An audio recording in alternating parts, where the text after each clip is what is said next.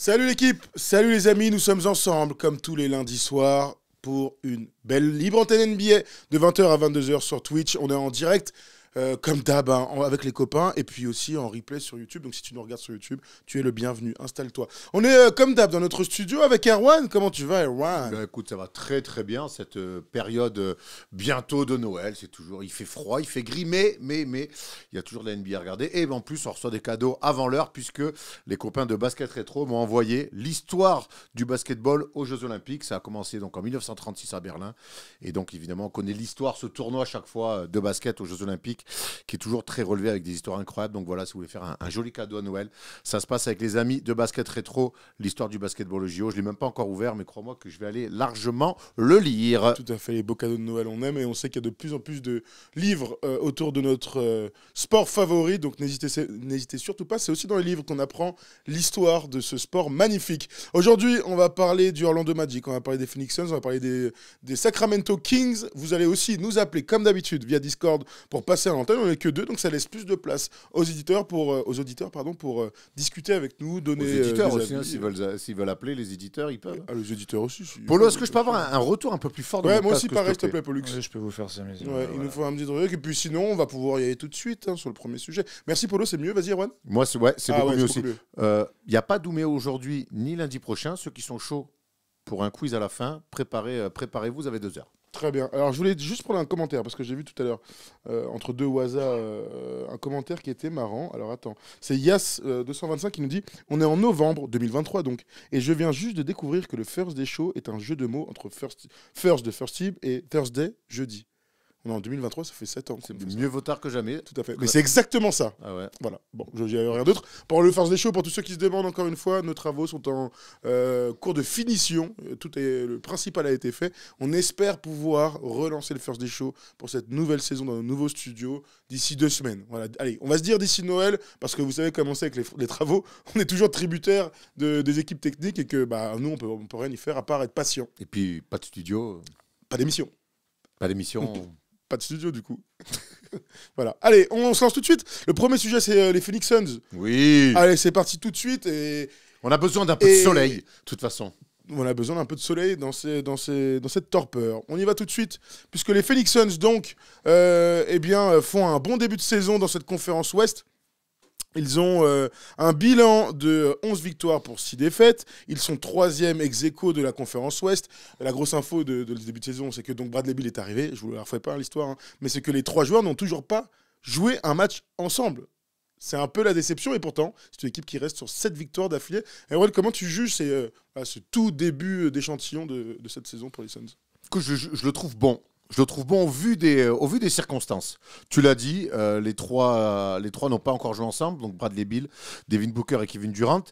Pour moi, de toute façon, on ira un petit peu plus tard dans ce débat-là, mais pour moi, c'est quand les 3 vont jouer ensemble, vont enchaîner les matchs, qu'on pourra peut-être avoir une vision un petit peu plus définitive. Il n'empêche qu'avec ce début de saison, sans Bradley Beal, avec Devin Booker qui a raté des matchs, avec Kevin Durant qui a raté des matchs, je trouve que c'est peut-être ce qui pouvait leur arriver de mieux sur une des questions qu'on se posait, c'est-à-dire la profondeur. On se souvient que cette équipe-là, on se disait, OK, les 3, ils sont là, ils ont fait le move intéressant pour faire arriver Nurkic, mais on se disait, d'accord, mais est-ce qu'ils ont un banc? Est-ce qu'ils vont avoir du monde derrière pour les playoffs, tout ça? Bon, on n'est pas encore en playoffs, on n'est qu'au début de saison, mais moi, ce que je vois finalement, c'est qu'en 1 mois et demi, on peut voir que il y a eu quelques inventions de joueurs, il y a eu quelques relances de joueurs, mais que finalement, aujourd'hui, tu as quand même quasiment 8, 9, voire 10 mecs sur le banc. Alors moi, je ne vais jamais dans ce sens-là de dire que comme il manque des mecs, on voit les autres. Moi, je crois surtout qu'ils perdent du temps, rien de grave. Mais quand c'est une équipe neuve, avec un nouveau coach, avec une identité à se trouver, puisque quand Monty Williams part après tant d'années et que c'était un très beau cycle pour cette équipe des Suns, où ils sont pas champions, mais quand tu fais une finale, c'est un beau cycle, que tu changes autant de choses et que tu dois apprendre à jouer les uns avec les autres, pour moi, c'est surtout de la perte de temps. Tu en as beaucoup parlé avec Victor, on laisse faire des erreurs. Là, tu mets en avant quelque chose qu'on aurait pu voir, même si les 3 étaient là, parce que la profondeur, elle est là, ça c'est le petit constat qu'on peut faire, il y a des joueurs intéressants, mais ils auraient quand même eu des chances de jouer autour des 3 stars. Mais tant que les 3 stars sont pas là, tu peux jouer 25 minutes avant, quand ils vont arriver, tu vas te retrouver à ne plus jouer. Donc, du coup, comment tu fais pour installer une véritable rotation et une alchimie d'équipe? Alors, je te rejoins, on aurait préféré, et j'imagine que même dans la création de ce nouveau collectif, Frank Vogel aurait préféré avoir ces trois-là. Il n'empêche que ces trois-là, tu les as. Tu peux pas les avoir pour le moment.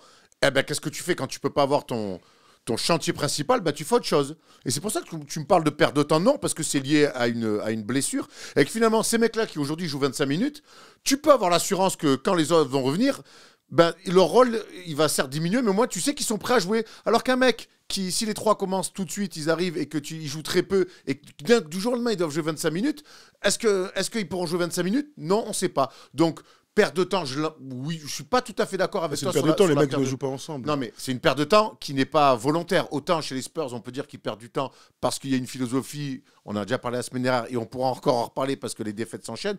Là, c'est une perte de temps liée à une blessure, donc ils n'ont pas le choix. Donc, avant de commencer le chantier à 3, eh ben, ils attaquent un autre chantier, et je trouve que, en tout cas, ils ne perdent pas leur temps. Alors, j'explique ils en gagnent pas peut-être, mais ils n'en perdent pas. J'explique pourquoi, d'après moi, c'est une perte de temps, et j'insiste là-dessus. C'est que cette équipe, elle est construite pour être championne. Allez, pour aller en finale, soyons grands. Donc, battre des équipes comme les Denver Nuggets qui sont très en avance sur tous les secteurs qui te font gagner, donc alchimie, hiérarchie, etc., etc. Et que quand tu as 3 joueurs aussi forts et donc un jeu à totalement inventer, à penser, à penser et à inventer, pas à repenser, à inventer, parce qu'on est au début, on invente. La meilleure manière d'inventer quelque chose, c'est d'avoir ton effectif et d'essayer des choses. Alors, ça marche pas. C'est pour ça qu'il y a 82 matchs dans la saison. Évidemment, je ne suis pas en train de leur tirer dessus. Ils ont gagné 7 matchs d'affilée. Il y a beaucoup de bonnes choses. Tu as commencé un peu par les bonnes choses qui sont une conséquence du début. Moi, le début, c'est je suis frustré que Bradley Beal ait tellement mal au dos que du coup, ça retarde la création d'alchimie des trois. Parce que c'est plus important que la profondeur. Alors, je vais reformuler parce qu'en fait, on est plus sur de la sémantique qu'autre chose. Je pense qu'on a tous les deux la même sensation. Je pense que les gens qui nous regardent, les gars, d'ailleurs, appelez-nous. Oui, appelez-nous via Discord, tout de suite, les amis. On est tous frustrés de ne pas voir les trois jouer ensemble. On est tous frustrés de voir Bradley Beal qui n'a joué simplement que 3 matchs. Il n'empêche que, sans Bradley Beal, je me disais, oula, ça peut vite devenir Bourbier. Ça ne l'est pas devenu. Je trouve même que c'est une équipe qui a réussi à mettre d'autres joueurs en valeur. Et pour moi, ce qu'ils ont pris là avec ces joueurs en valeur, et on sait que des fois en play-off, une série serrée, et risque de y en avoir, elle peut basculer avec des mecs qui sortent un petit peu de l'au-delà et qui ont été mis en confiance par la saison régulière. C'est tout ce que je suis en train de dire. Maintenant, c'est vrai qu'au vu de leur bilan, au vu de leur début de saison, avec une blessure importante que celle de Bradley Beal, oui, j'avais envie de commencer par le positif. Et le positif, c'est vrai que finalement, je trouve qu'ils ont plus de profondeur que ce qu'on imaginait. Et on sait que pour aller au bout, c'est important. Maintenant, se dire qu'ils peuvent aller au bout comme ça, je ne suis pas sûr. Attends, pourquoi tu dis que sans Bradley Beal, ça va être Bourbier? Tu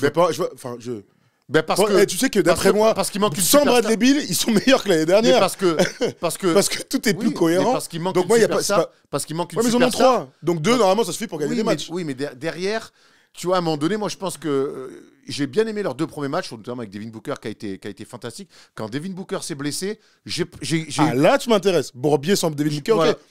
J'ai trouvé que ça commençait à devenir Bourbier. D'ailleurs, je pense que quelque part, le fait que quand il soit revenu, ça corresponde à une série de victoires.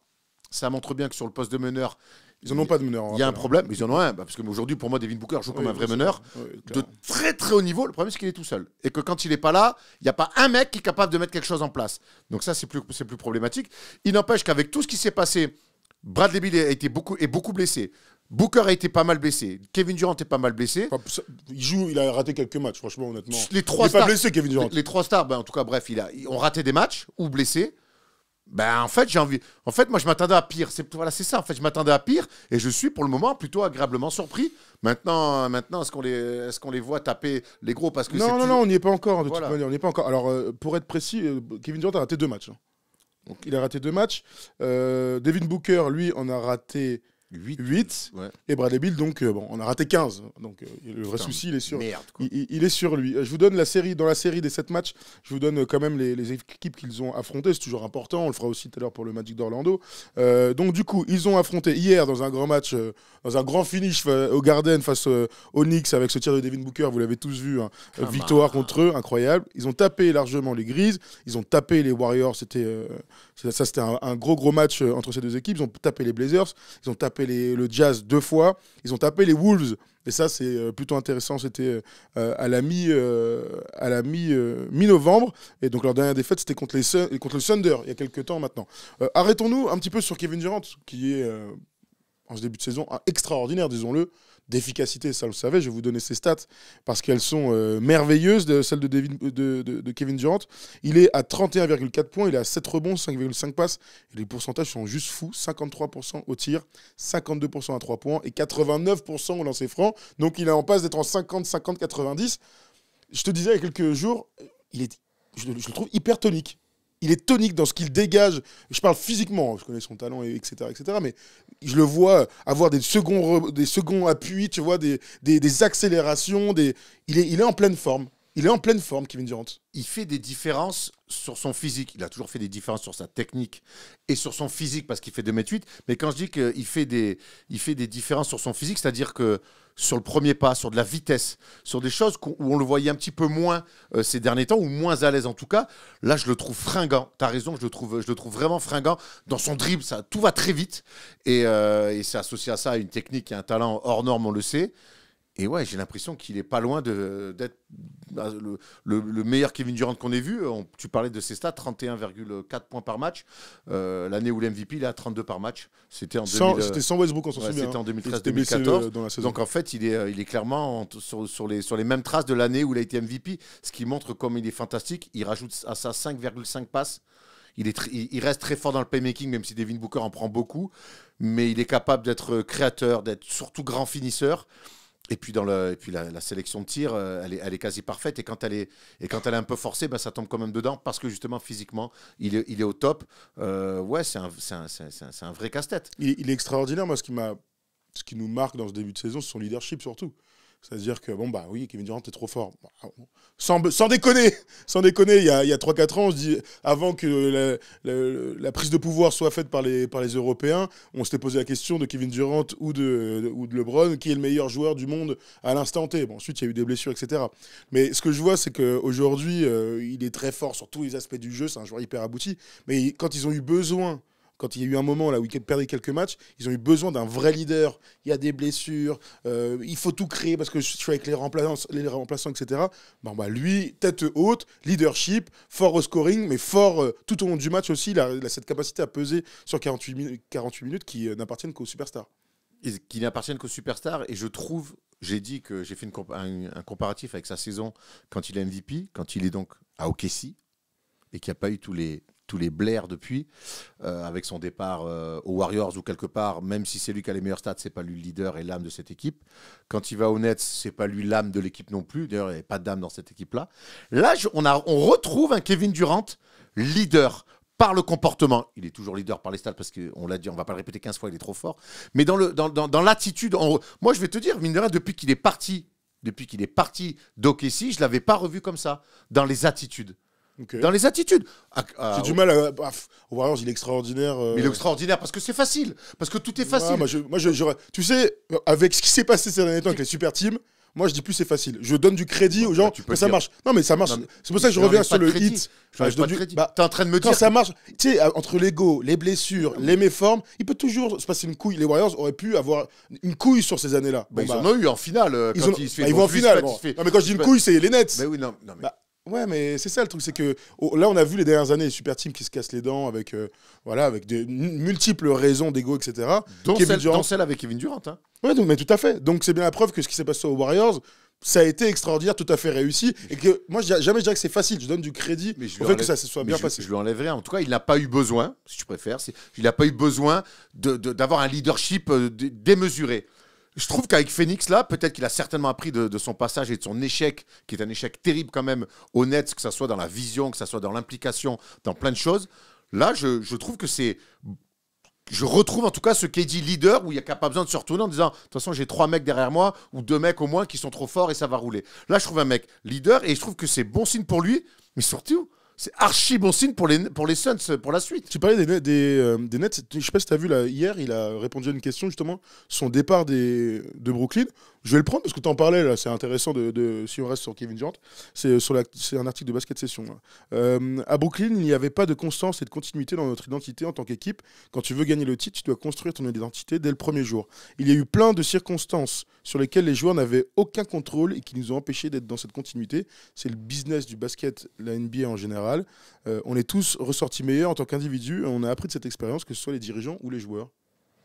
Écoute, on ne saura jamais, en tout cas aujourd'hui, le vrai du faux. Moi, je trouve qu'il a bon dos de dire ça. Moi. Nous, la vision qu'on a, mais peut-être qu'on se trompe, hein, mais les échos qu'on a eu un petit peu aussi, on a l'impression quand même qu'il est venu là-bas et qu'ils lui ont fait tapis rouge et qu'il a un petit peu choisi avec qui il voulait jouer, avec qui il voulait être coaché, enfin, qui il voulait mettre sur le banc, parce que dire qu'il a été coaché, c'est un grand mot. Et que quelque part, il a été un petit peu aussi. Alors là, il met tout le monde dans le même sac. Mais j'ai quand même l'impression que c'est lui et ses copains qui ont fait un peu des caprices pour faire ce qu'ils voulaient. Bon, en tout cas, au-delà de revenir sur Brooklyn, moi, il y a un truc que je retiens, et ça fait écho à ce qu'on disait au début, là. Tu dois construire une identité dès le premier jour. Alors, bien sûr qu'on pourrait parler des Celtics qui vont en finale avec à Noël un vrai changement d'état d'esprit. Moi, je crois quand même que les équipes qui vont au bout, quand tu regardes l'histoire de leur process, de leur cycle, alors si on fait un focus sur la saison où ils vont au bout, c'est toujours un semblant de continuité et une identité forte. Là, aujourd'hui, les Suns, j'ai beaucoup de mal à te dire quel type d'équipe c'est. Parce qu'il n'y a pas Bradley Beal, parce qu'il y a des blessures, oui. Mais là, aujourd'hui, on va parler du Magic après, je peux te dire à 100% à quoi elle ressemble, comment ils jouent. Là, les Suns, est-ce que tu as une réponse? Un peu, je vais essayer. Vas-y alors. Déjà, pour finir c'est une équipe qui est offensivement très forte. Déjà, même avec l'absence de Bradley Beal, quand Booker et Kevin Durant sont ensemble, déjà, offensivement, c'est un casse-tête. Vraiment, pour moi, ce qu'est en train de faire Devin Booker, qui pour moi est le leader de cette équipe-là, c'est son équipe. Il est chez lui, il le montre tous les soirs. Pour moi, c'est vraiment le leader de l'équipe. Donc, offensivement, c'est une équipe, je trouve, qui va d'abord par le scoring et qui est capable, quand les matchs sont serrés. Quand je les vois hier gagner au Garden, voilà, c'est pas une équipe qu'on va dire défensive, mais c'est une équipe qui sait quand elle va devoir défendre. Et je trouve que c'est ce qui m'a un petit peu surpris, c'est que sur cette série de 7 matchs, quand ça a été chaud, eh ben, ils ont su se mettre les 3-4 stops sur 1 minute 30, 2 minutes quand il fallait. Et ça, je trouve que c'est archi intéressant. Ça veut dire qu'à un moment donné, ils ont aussi compris que pour gagner, ça n'allait pas être que sur leur puissance de feu en attaque. Ça allait être aussi par la défense et par des joueurs de devoir. Et ça, j'ai trouvé ça intéressant. Ok, c'est des choses sur lesquelles tu peux te projeter alors, du coup, quand j'entends ça. J'ai l'impression. Parce que le but, c'est d'être bon en play-off. Exactement, sachant que Bradley Beal va revenir et que Bradley Beal, on l'a peut-être oublié. Alors, on va voir, ça fait longtemps qu'on ne l'a pas vu défendre. Mais Bradley Beal était capable d'être un défenseur élite. Alors, il a mal au dos, il n'a pas marché sur une mine. Donc, j'espère en tout cas qu'il pourra redevenir un défenseur élite. Et là, donc oui, je peux encore plus me projeter du coup s'il revient, ce défenseur qu'on a vu. À l'époque, Washington. Quelques stats. C'est la 27e équipe au pace. Donc, c'est une équipe qui joue beaucoup sur demi-terrain.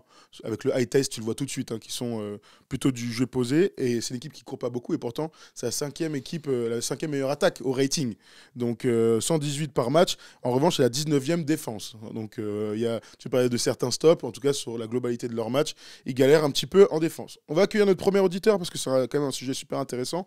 On va accueillir Bastien, qui va venir nous parler des Phoenix Suns. On parle de Kevin Durant et de l'identité de l'équipe, c'est intéressant. Salut Bastien. Salut les amis. Salut Bastien. Tu vas bien?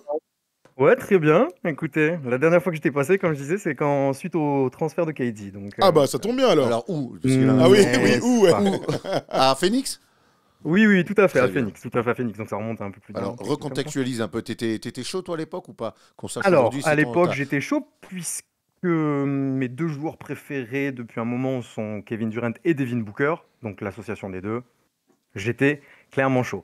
Après, quand on voit les contreparties données pour le trade, il y avait quand même des questions à se poser parce qu'on perdait quand même une sacrée identité en Michael Bridges et Cam Johnson qu'on envoie aux Nets. Donc, mais bon, moi j'étais chaud et je vais pas vous mentir, j'étais beaucoup moins chaud quand ils ont annoncé que Bradley Beal venait dans le roster, qu'on se débarrassait de Chris Paul, de DeAndre Ayton. Bon, ça on peut en discuter, mais voilà. Et du coup, je suis agréablement surpris de ce début de saison, je vais pas vous mentir. Les premiers matchs étaient un peu difficiles, D-Book blessé. On voyait du coup que, comme vous l'avez dit, on a vu que KD shootait beaucoup plus, avait un pourcentage de réussite un peu moindre parce qu'il était obligé de beaucoup plus shooter, il était obligé de porter le ballon, voilà, il était obligé de faire des choses qu'il est capable de faire parce que c'est KD, mais c'est pas là où il est le meilleur, on est d'accord. C'est pas quand il a forcément le ballon, la plupart du temps qu'il est obligé de monter, de mener, c'est pas là où il est le plus fort. Donc, et au retour de D-Book, voilà, on va pas se mentir, je trouve que même s'il n'y a pas un énorme échantillon de matchs, il est à 9 passes de moyenne quand même. Ouais, 8,9 pour être exact, Bastien. 8,9. On est une émission sérieuse, s'il te plaît. Tout à fait. 8,9, donc on se demandait s'il était capable d'être meneur et de mener. Il en est capable, il est capable de distribuer. Ses pourcentages au shoot sont très Exceptionnel. bons, mais voilà, exceptionnels, on va le dire. Ah oui, clairement. Surtout pour quelqu'un du coup qui mène et qui est capable de donner des passes en même temps, enfin de donner des assists. Enfin, il n'a pas perdu son côté offensif, il n'a pas sacrifié ses performances offensives pour Son scoring, c'est plus que ça. C'est qu'il n'a pas sacrifié son scoring, ses points marqués, aux dépens c'est-à-dire qu'il a jamais fait autant de passes de il a plus de 4 passes au-dessus de sa moyenne, au-dessus de ce qu'il était en moyenne depuis qu'il est rookie. Donc c'est énorme. C'est la première fois de sa vie qu'il joue sur meneur aussi. Enfin, qui devient meneur. Voilà, qui devient meneur, mais en même temps, il est quasi capable de marquer 30 points tous les soirs. C'est quand même un délire. De toute façon, moi, Devin Booker, j'ai mis Jason Tatum en MVP et Tatum me régale. Mais ce que fait Devin Booker, moi, depuis le début de saison, c'est 3 quarts d'heure utilisables à chaque fois. Hein. Je lis pas mal de commentaires depuis tout à l'heure dans le chat et il y a un truc qui revient beaucoup, c'est qu'il y a un vrai... alors, vous en faites ce que vous en voulez, hein, et je vais vous poser la question à tous les deux, mais beaucoup disent que c'est finalement l'équipe plutôt de KD. Là, je lis des trucs depuis tout à l'heure. Alors, j'ai fait un sondage, du coup, qui est le leader numéro 1 des Suns. Alors, moi, j'ai mon avis et je vais vous le donner en premier. Pour moi, c'est l'équipe de Devin Booker sans aucun doute, parce qu'il y a la primeur de qui était là en amont, et que cette équipe va ressembler, d'après moi, à ce qu'est Devin Booker, donc du jeu d'attaque et tout. Il aura beaucoup la balle en main, mais ça ne veut pas dire que Kevin Durant ne peut pas être aussi fort que lui, aussi influent. C'est juste que là, on parle d'âme d'équipe. Donc moi, j'aurais toujours tendance à dire que c'est Devin Booker. T'as parlé des Warriors, bon bah c'était peut-être le meilleur joueur sur le terrain, admettons, mais l'âme de l'équipe, c'était Draymond Green ou Steph Curry. Voilà, ça ressemblait à ce qu'ils étaient eux d'abord, les Warriors. Donc moi, je vois les choses comme ça. Est-ce que tu es d'accord avec ça, Bastien? Oui, tout à fait. Je vois exactement les choses de la même manière, c'est-à-dire c'est l'équipe de Devin Booker. Devin Booker est là depuis un moment. KD, en arrivant, l'a aussi annoncé. Il a dit, c'est l'équipe de D-Book, je ne viens pas pour l'éclipser, je viens pas pour être là sur le devant du show et prendre toutes les lumières des spotlights et qu'on parle que de moi. Non, non. A priori, durant la Coupe du Monde, ils se sont extrêmement bien entendus. Donc, je suppose que peut-être ça parlait avant, après, je sais pas, l'idée a commencé à germer là. Et je trouve que leur alchimie est excellente et je trouve que KD fait ce que KD fait le mieux, c'est-à-dire que c'est du KD plus 4 en fait. Tu mets n'importe qui avec KD et KD, il est KD. Donc, si en plus, il peut se concentrer sur son jeu, ne pas avoir à supporter tout le leadership qu'il est capable d'assumer de temps en temps, mais il faut que ce soit avec parcimonie. Il faut pas que tout repose sur lui. On a bien vu que ça a fini par le bouffer au net. Je sais pas si ça a peut-être une influence aussi sur ses blessures, si le fait que psychologiquement tous ces problèmes et tout, t'es pas concentré. Enfin voilà, physiquement, on sait que les deux peuvent être liés. Donc je pense que, enfin voilà, KD dès qu'il arrive dans une équipe, c'est une équipe avec KD, mais ce n'est pas forcément l'équipe de KD. Et là, en l'occurrence, c'est toujours l'équipe de Devin Booker. C'est Devin Booker qui assume le leadership et vocal et sur le terrain et voilà, enfin en permanence. Et du coup, ça permet à KD d'être le joker ultime, ce joueur que tu mets sur le terrain et qui, si en plus tu l'entoures correctement, il nous régale quoi. Il est à 31 points avec des pourcentages monstrueux. Vous savez que s'il continue à réussir quelques lancers francs, ça sera peut-être le premier joueur de l'histoire à faire du 50-50-90. Enfin, on est à 17 matchs joués, n'oublie jamais ça. On a un record. On est d'accord. C'est record. Très petite échantillon. C'est la plus longue intervention d'un auditeur dans la libre antenne depuis que la libre antenne. Elle fait 8 minutes 30. Mais intéressante. Ah bah ouais. Attends, c'était intéressant. T'es dur avec Bastien. Bon, c'est marrant. Il raconte des trucs, il régale. Ah bah après, du coup, il va faire des phrases. Mais non, mais voilà, sans trop s'avancer, les amis. Mais ça pourrait faire un petit échantillon où on atteint ces chiffres. Donc. Voilà, c'était vraiment juste pour rebondir sur ça, quoi. Bon, écoute, très bien. Allons sur... on a parlé de Kevin Durant, on a parlé un peu de Bradley Beal, on attendra son dos lui permette de jouer au basket, et pour l'instant, on ne sait pas s'il est capable de jouer au basket pendant 6 mois, hein, disons-le très clairement. En tout cas, les dernières années vont contre ça. On va parler de Devin Booker aussi. On va parler des hommes autour, parce que donc, vous savez que le 5 majeur Eric Gordon est dans le 5 majeur avec avec la blessure de Bradley Beal. Et hier, par exemple, il a mis 25. Il a été excellent, Eric Gordon, mais comme à son habitude. Et que Jusuf Nurkic est arrivé et on a cessé de dire combien c'était le bon profil par rapport à DeAndre Ayton, qui est un pivot très différent. Il y en a un qui est tellement plus polyvalent, les mains à main, la défense, le passing game, le tir extérieur. Bon, on le savait, mais c'est confirmé, Nurkic est le pivot qu'il leur faut. Nurkic est le pivot qu'il leur faut. J'ai eu cette sensation-là dès les 2 premiers matchs, notamment avec Devin Booker qui le gavait de ballons. Quand Devin Booker a été blessé, on a oublié de lui filer un peu des gonfles. Et lui, du coup, s'est retrouvé un petit peu plus au large. On l'a vu beaucoup chuter à 3 points par moment. C'est pas ce Nurkic-là qu'il faut à cette équipe-là. Et comme par hasard, quand papa il est revenu, eh ben on a retrouvé Jusuf Nurkic sur du post-up, donc ça amène de l'alternance autour de ces 2 mecs qui mettent 60 pions.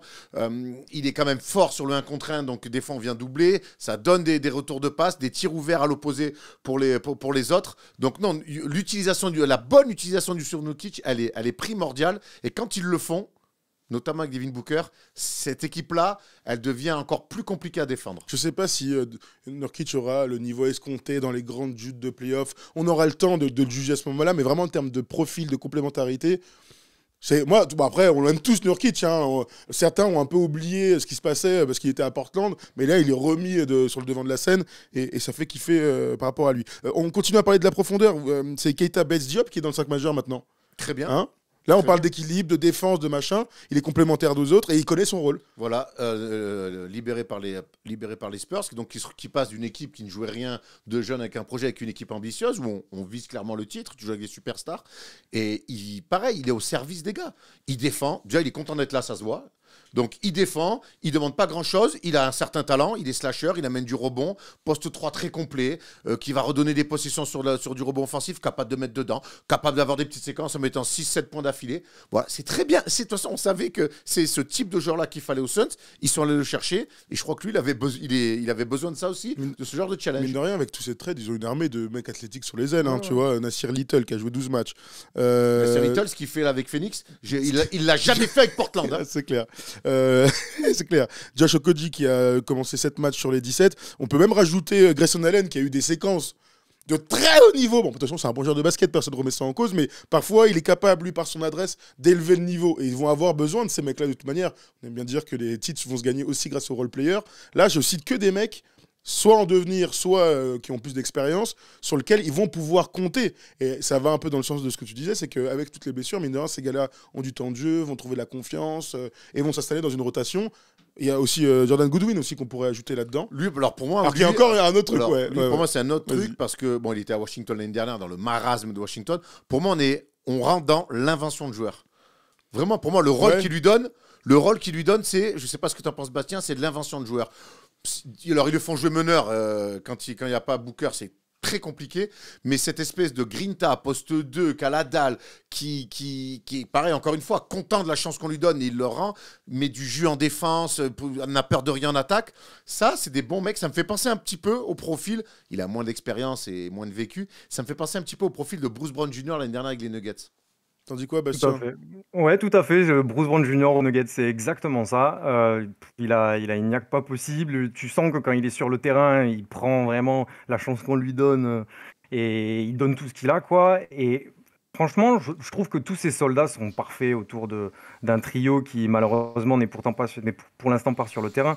Et c'est vrai que dans notre malheur d'avoir Bradley Beal et ses douleurs au dos, on peut au moins avoir un aperçu de ce que ça donne quand on fait jouer des joueurs qui prennent leur temps de jeu et qui franchement, pour une équipe avec une alchimie à bâtir, qui joue ensemble depuis quelques mois à peine, je trouve que quand même tout le monde fait correctement son travail et que tout le monde a l'envie, quoi, vraiment. Voilà, juste l'envie en fait. On sent qu'ils sont motivés par cette perspective au loin qui est une finale NBA et un titre. Adhérer à un projet, voilà, c'est ça. Ils adhèrent à un projet. On a parlé de... Attends, 4 ans de fac pour Jordan Goodwin. Laquelle? Ah, je l'ai pas. Ah bah c'est le jeu. UCLA. Non, c'est pas dans ce coin des États-Unis, je te le dis, parce que sinon c'est Villanova. Saint-Louis. Ah ouais. Saint-Louis. Ouais, parfois pas, tu nous sors des trucs comme ça sur les intuitions. Pourquoi pas, c'est pas la fac la plus connue. On a beaucoup parlé de Nurkic, mais son backup, moi, me régale. Ce que fait Drew Banks, qui a un profil complètement différent. Un profil, mon gars, de chair à canon, mais il aime ça. Ouais, il ouais. l'aime. Il n'a Et pas le lui- choix aussi. Hein, il a pas le ouais, choix. il n'a pas le choix, sinon il ne serait pas là. Mais tu vois, hier, dans la bascule face aux Knicks, quand il est sur le terrain, que le match, et ça m'a fait chier de voir mes Knicks perdre contre Phoenix, mais je me suis dit, ah ouais, Phoenix, hier, tu vois, dans un match comme ça, alors ils gagnent sur ce magnifique tir de Booker, mais le match, ils vont le gagner à la maillotche. Hein. Et quand les Knicks, qui est une équipe dure à bouger encore plus à domicile, eh ben, ils répondent au combat physique et que dans la maillotche, les Banks, les Bates Diop, ils sont là, et même Devin Booker. Je fais, ah, ok, les gars, vous êtes sans Kevin Durant, sans Bradley Beal, vous êtes capable comme ça sur un match de tranchée, d'une fin de match de tranchée, vous êtes capable de répondre et d'aller gagner au Garden. Ok. C'est pour toi. Ça peut être fondateur. Voilà. En tout cas, ça me rassure sur l'état d'esprit vraiment de cette équipe-là. Non, mais alors ça, je suis d'accord, l'état d'esprit, on n'a pas cité Watanabe, mais l'état d'esprit, c'est pour ça qu'on a dit on sent que les joueurs adhèrent à un projet. C'est quand même la première pierre pour ces super teams, parce que c'en est une. Quand on regarde ce qui se passe aux Clippers, parce que c'est les équipes de l'Ouest qui visent le titre avec beaucoup de superstars, ils ont eu du retard à l'allumage, ils ont dû changer des rotations, etc. Attention quand même au Sun, j'ai vu un commentaire intéressant, quelqu'un disait et si Bradley Beal ne devait pas sortir du banc pour garder un semblant d'équilibre. Ouais, mais tu sais, c'est intéressant ce genre de questions. On verra bien sûr dans le temps, sur le principe, comme avec les 4 fous, mêlés, et puis on verra si ça marche pas, ça marche pas. Mais l'équilibre et d'alchimie d'équipe et de hiérarchie, c'est vachement important. Alors, tu as raison, l'exemple des Clippers, il est marrant. Je ne sais pas si c'est un rapport, et je veux avoir ton avis, Bastien, toi, Thomas et les amis du chat. Honnêtement, plus j'y réfléchis, chaque fois qu'on dit, faut qu'il y ait une superstar qui sort du banc. Quand je dis superstar, je dis pas ancienne superstar. Je dis pas, je dis un mec aussi donc qui est dans un contrat max. J'ai aucun souvenir d'un mec comme ça à contrat max qui sort du banc. Méga superstar, considéré en tout cas par son contrat. Moi, en fait, Là, dernièrement, on parle, ouais. Moi, je dis peut-être que dans le chat, vu comme ils sont toujours bons, ou toi, Bastien, c'était une idée, mais moi, un mec comme Bradley Beal aujourd'hui, même si ça fait 2 ans qu'il galère, je le vois pas sortir du banc. Moi non plus, je ne vois pas, mais là, on parle tout de suite du souci d'équilibre pour être champion NBA. C'est le seul titre. C'est le seul truc qui compte, quoi. Mais par contre, moi, ça me fait poser une question. J'irai pas jusqu'à le mettre 6e homme, mais je fais, mais dans quel rôle va s'intégrer Bradley Beal? Elle est comme ça, elle est notée au stabilo. Qu'est-ce qu'on en espère? Parce que là, aujourd'hui, ils ont trouvé encore une fois de l'équilibre. Et quand tu as Booker et quand tu as Kevin Durant et que tu as Nurkic, je le rajoute, donc avec sa polyvalence, qu'est-ce que tu as besoin de toi? Du 3&D, hein? Du mec qui vont faire des sales besognes, du mec qui soit capable d'envoyer externe. Alors Bradley Beal, Ils l'ont pas fait venir pour ça quand même. Bah ouais, on est d'accord. Mais de toute façon, quand ils ont fait le trail, on s'est dit mais pourquoi vous faites ça? Ça sert à rien. Sinon, il y avait Trevor Ariza qui était moins cher. Hein. Ah, putain, il joue encore Trevor Ariza. Non. Alors on nous parle beaucoup de Ginobili. On pourrait parler de Havlicek, hein, si vraiment on allait très très loin. C'est les deux seuls exemples qui viennent. Ouais, autre époque, Havlicek, toute sa carrière au Celtics, un mais rôle bon. incrédible. Et Ginobili, pareil. Non, mais j'entends. Le fait qu'il y ait un trade, non, mais moi, ça me fait penser à Ginobili. Mais Ginobili, il avait un rôle avec Popovic. C'était pas dans un nouveau projet comme ça. Il s'est créé là-bas. Il a alterné entre titulaire, poste 6e homme. Mais ce qui est sûr, c'est qu'à la fin, Ginobili était tout le temps sur le terrain dans les fins de match. Donc, je peux entendre du Ginobili. Havlicek, très bon exemple aussi. Mais aujourd'hui, dans l'ère d'une superstar, d'un mec qui vient d'arriver dans une franchise, j'ai du mal à croire. On le voit avec James Harden. James Harden, il y en a plein qui disaient c'est lui qui doit sortir du banc. Pourquoi pas? Surtout après les 5 premiers matchs, c'est pas lui qui sort du banc. C'est Westbrook. Après, c'était clairement, on savait. Ils l'ont pas pris pour le faire sortir du banc, c'est clair. Quitte à foudroyer des mecs qui étaient en place. T'en dis quoi, toi, Bastien, de tout ça là? Est-ce que de toute façon, c'est un peu tôt pour imaginer Bradley Beal sortir du banc. Il faudrait que ça se passe mal pour changer ça. Hein, on est d'accord. Ouais. Qu'est-ce que t'en dis, toi? Tout à fait. C'est vrai que alors sans parler forcément de salaire, mais quand on compare à l'histoire récente en NBA, notamment Westbrook, le transfert à LA qui finit par être catastrophique et l'objet. Alors que quand il sort du banc, il fait tous ces matchs ne sont pas catastrophiques. La finalité l'a été, mais on voit que lui déjà c'est compliqué pour un mec qui a un énorme ego, qui a été MVP. Bradley Beal n'est pas nécessairement le joueur qu'est Westbrook. Hein. Je parle juste en termes de quelqu'un qui avait énormément d'importance, qui était la première option ou qui a été toujours la première option. Et à Washington, Bradley Beal a été le joueur de la franchise pendant un moment.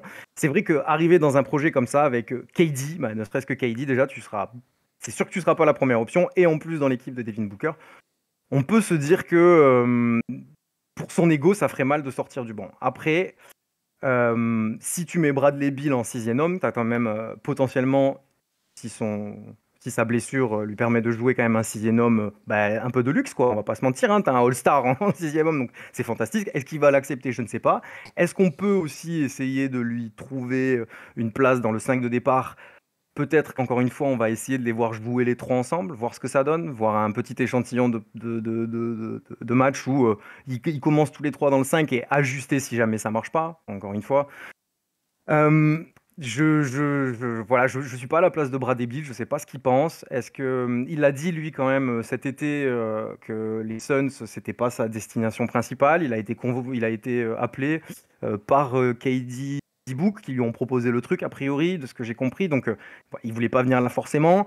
Si c'est pas son choix principal, je suppose que le mec a quand même envie de jouer. Peut-être aussi il a peut-être envie aussi de montrer à tout le monde que ces dernières années à Washington reflètent pas le joueur qu'il est intrinsèquement. Peut-être qu'il a aussi envie de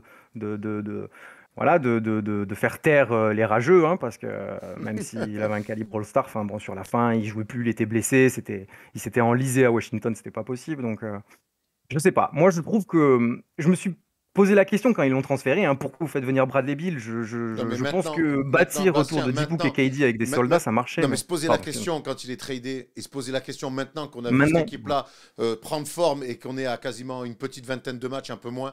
C'est en fait, moi, la question, elle est encore plus intéressante de se poser maintenant. C'est que quand je vois ce que fait Devin Booker sur un poste de meneur, chaque fois qu'il a la balle dans les mains, comme il est juste, comme il est adroit. Quand je vois KD, quand il a la balle dans les mains, comme il est juste, comme il est adroit.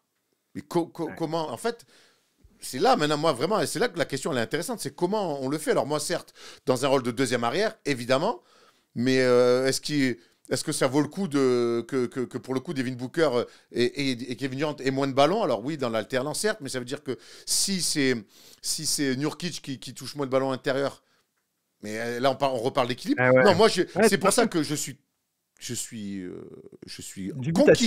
conquis par le début de saison des Suns, l'état d'esprit qu'ils s'y proposent. Mais par contre, j'ai beaucoup de mal à me projeter tant que les trois n'auront pas enchaîné des matchs ensemble. Ouais, tout à fait. C'est un peu une position, t'as le cul entre deux chaises, quoi.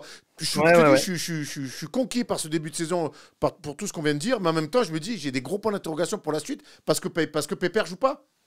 Ouais, moi aussi j'ai un peu peur en plus qu'il brise tout cet équilibre que les joueurs ont trouvé. Et puis c'est un plaisir de voir Eric Gordon à 34 ans jouer comme il joue. C'est un super joueur de basket. Il mettra toujours des paniers, lui. Il a toujours été. Toujours. Ah ouais, il s'assoit genre c'est un bison. Dès qu'il est passé là, c'est un joueur fantastique. Et puis Frank Vogel, s'il pouvait refaire la même chose qu'avec les Lakers, arriver une première année, boum, prendre un titre. Ouais, en tout cas, il a déjà fait. Il l'a déjà fait. Donc, du crédit pour l'instant. Il n'y a pas la bulle, par contre. Hein. Ah ouais, pas deux fois, vous faites pas deux fois le coup, les gars.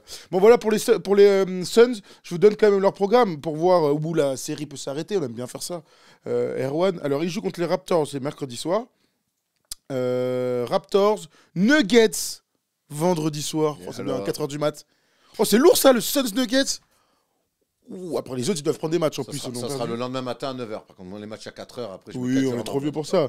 Sans spoil le matin. C'est exactement la même chose. Oui. Tiens, un banc, Bastien. Bon, mettons à Toronto les Raptors. Bon, si les Suns le font, il n'y a pas de souci. Mais le Suns Nuggets à regarder avec beaucoup d'attention. Il y a après les Grizzlies, après les Warriors. Encore. Et ce que j'aime beaucoup, parce que c'est un des trucs que je voulais dire juste pour finir sur les Suns, il y a aussi à un moment donné se calquer sur tes futurs gros adversaires. On peut parler des Clippers. C'est vrai, t'as raison. La défense sur Kawhi, sur Paul George. Les Nuggets défendent sur Jokic. On sait que l'année dernière, on s'est dit, mais quelle équipe peut défendre Jokic? Bon, finalement, aucune. Ils sont allés au bout. Ils sont allés au bout comme ça. Donc, les Suns, certes, ils ont une vraie... Offensivement, ils ont une armada incroyable. Défensivement, ils font des choses intéressantes, des rotations, des role-players très bien. Par contre, calquer sur les meilleurs joueurs d'en face, j'ai là aussi des interrogations. C'est bien que tu dises ça parce que... Merci. Parce qu'à l'heure actuelle, pour moi, ils ne passent pas les Nuggets. Mais bon, en même temps, personne ne les passe. Mais sur une série de playoffs, pour moi, ils ne les passent pas. Avec Jamal Murray qui n'est pas blessé. Bon, à 100%, ils ne les passent pas.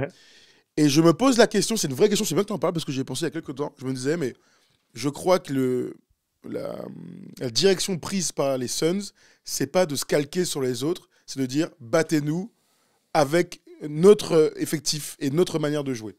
Tu vois, alors je pense que il faut se calquer. C'est l'histoire de la NBA. Hein. Pour taper quelqu'un, il faut arriver à avoir les bons gars. Bon, pour taper LeBron, il faut avoir Iguodala, etc., etc. Là, ils ont absolument personne pour défendre sur Jokic. Hein. Ou Matt Carroll.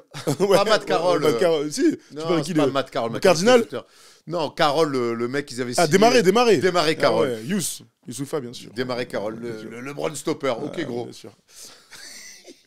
C'est quand même l'époque où il y a tous les mecs qui sont le star sauf lui dans le 5-1 des Hawks. Bref, et donc, et je crois que la manière dont ils ont construit l'équipe, c'est de dire vas-y, on va mettre du talent, on va défendre, on va mettre Frank Vogel et on gagnera sans matcher aux Nuggets. Et pour moi, c'est une belle erreur. Après, quand tu as Booker, Durant dans cet état-là, j'ai presque envie de les comprendre. Oui, mais c'est sur la construction. Oui, d'accord. Mais là, c'est pas maintenant que ça compte. Après, c'est vrai que tu mets Denver, sur Kevin Durant, tu as Aaron Gordon. Sur Devin non, Booker, tu auras Jamal Murray en but à but. Ah ouais. Donc c'est vrai, voilà, mais c'est intéressant. C'est toujours intéressant de se projeter sur les futurs match-up comme ça de superstars. Très bien. Voilà, on a fait le tour sur les Suns. On verra où va s'arrêter cette série de 7 victoires consécutives. On va remercier Bastien de nous avoir Bravo appelé. Bastien, tu nous appelles quand tu veux. N'attends pas Avec 6 mois plaisir, cette les fois. amis. N'attends pas 6 mois, t'es tellement bon. Je suis ravi de vous avoir régalé. Bah, gros bisous de Toulouse, les potos. Et puis, Ah, vive Toulouse, allez, la ville rose. La ville rose. Voilà. la ville rose. Tu embrasseras Claude. Hein. Toujours. Claude, tu l'as, Nougaro, Claude frère. Nougaro. Oui, Claude Ouais, Nougaro, voilà. bien entendu. Mais Erwan, gros. Cécile, ma fille. Alors ça, c'est plutôt Jean-Marie Le Pen qui chante du Nougarou. Hein, D'accord. Et là, regarde, j'ai senti le choc. Ici, Nougat York. Ouais, j'adore Claude Nougaro. Moi aussi. Oh putain, Bisous, les amis. le gars, Bastien, il a démoli l'idole de la ville. Ah ouais, j'ai massacré Claude. Non mais attends, c'est incroyable Il est ça. mort une deuxième fois, Claude Bichette. Nougat York. Nougat York, Allez, quel tube. Ah ouais, quel tube, bravo. Et là, regarde. Allez, bisous Bastien, et puis on coupe Bisous, cette les séquence amis. sur les Suns. Dites-nous dans les commentaires sur YouTube ce que vous en pensez. Ban, pas ban pour Bradley Beal, série de victoires qui continue, et on continue à discuter comme d'hab. C'était haut pour Bradley Beal surtout.